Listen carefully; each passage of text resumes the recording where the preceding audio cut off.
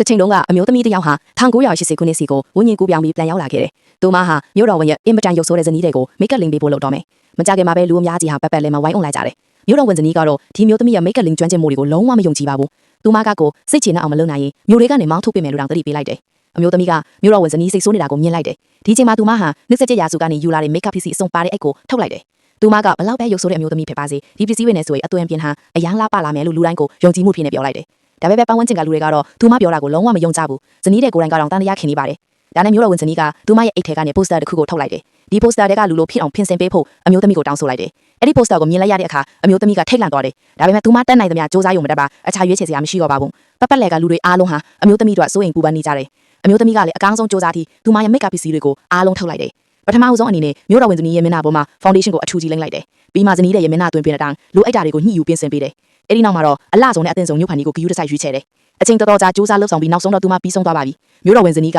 ဖြည်းဖြည်းချင်းခေါင်းလဲလိုက်တဲ့အခါမျိုးသူမျိုးသားတွေအားလုံးပြီးချင်းစိတ်ပြင်းထန်နေကြတယ်။မျိုးတော်ဝန်ဇနီးရဲ့အတွင်ပင်ကိုမြင်လိုက်ရတဲ့အခါလူတိုင်းအံ့အားသွားကြပါတယ်